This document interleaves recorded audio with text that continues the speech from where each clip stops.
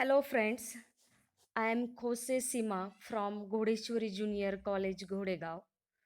Today we are going to see the fifth poem from your English Yog Bharati Standard 11th. The title of the poem is Nose versus Eyes and poet is William Cowper. The title of the poem Nose versus Eyes clearly describe the premise of the poem. It is a dispute between nose and the eyes regarding the ownership of the spectacles. The tongue, who is appointed as a lawyer, argues both sides without worrying about who is the true owner of the spectacles.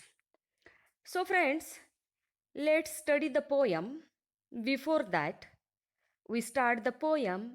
I would like to complete icebreakers activities from page number 87. So, the first activity is complete the verb with the help of adjectives used to describe eyes and nose in all respect. Two are done for you. The first one is eyes, and the answers are beautiful, big, inquisitive, discerning, deep, and wide.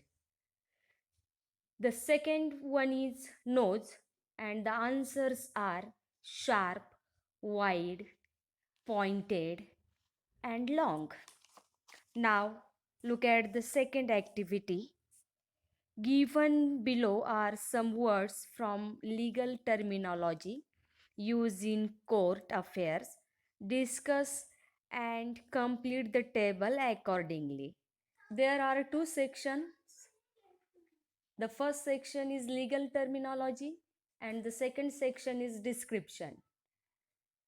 There are 10 words of legal terminology. The first word is affidavit. It means that a written statement confirmed by oath or affirmation for use as evidence in court.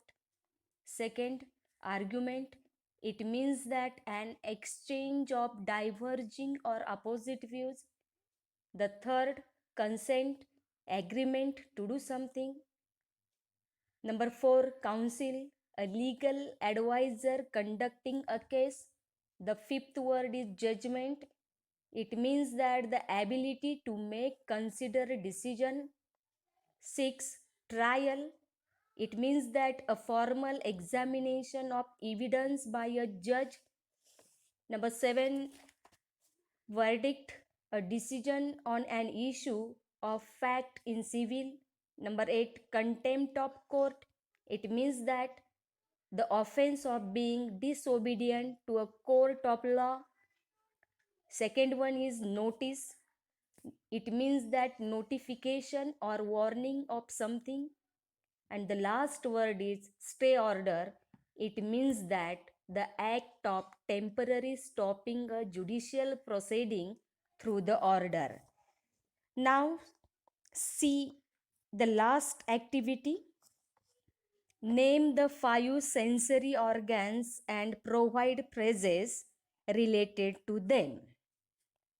The first one is to turn a deaf ear,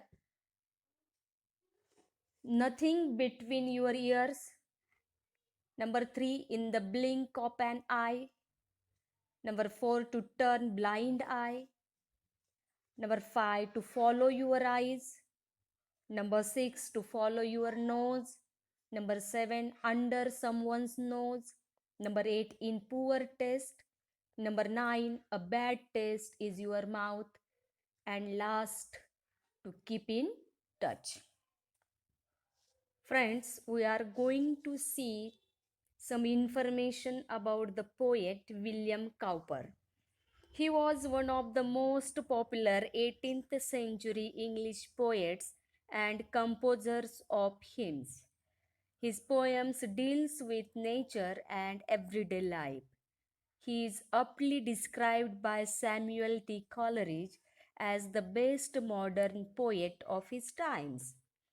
Though he studied jurisprudence, he later admitted that he was not much inclined to the legal profession. He wrote, "Happy is the one who knows just as much of the law to make himself as a little merry now and then with the solemnity of the judicial proceeding." Nose versus eyes is a satire on the judiciary system. It also mocks at the stone blind justice in a humorous manner, emphasizing upon the lack of empathy and common sense. I would like to read the whole poem on page number 88. The name of the poem is Nose versus Eyes. Between nose and eyes, a strange contest arose. The spectacles set them unhappily wrong. The point in dispute was, as all the world knows, to which he said spectacles ought to belong. So Tongue was the lawyer and argued the cause with a great deal of skill and a wig full of learning, while cheap Baron Ear sat to balance the laws. So famed for his talent in nicely discerning. In behalf of the nose, it will quickly appear, and your lordship, he said, will undoubtedly find that the nose has had spectacles always in wear, which amounts to possession time out of mind. Then, holding the spectacles up to the court, your lordship observes they are made with a straddle as wide as the reach of the nose is, in short, designed to sit close to it just like a saddle. Again, would your lordship a moment suppose this a case that had happened, and may be again, that the visage or countenance had not a nose, pray who would or who could wear spectacles then? On the whole, it appears, and my argument shows, with reasoning the court will never condemn, that the spectacles plainly were made for the nose, and the nose was plainly intended for them. Then, shifting his side, as a lawyer knows how, he pleaded again in behalf of the eyes. But what were his arguments few people know, for the court did not think they were equally wise. And now the last stanza of this poem. So his lordship decreed with a grave Sloman tone, decisive and clear, without one if hour but, that's whenever the nose put his spectacles on, by daylight or candlelight eyes should be shut.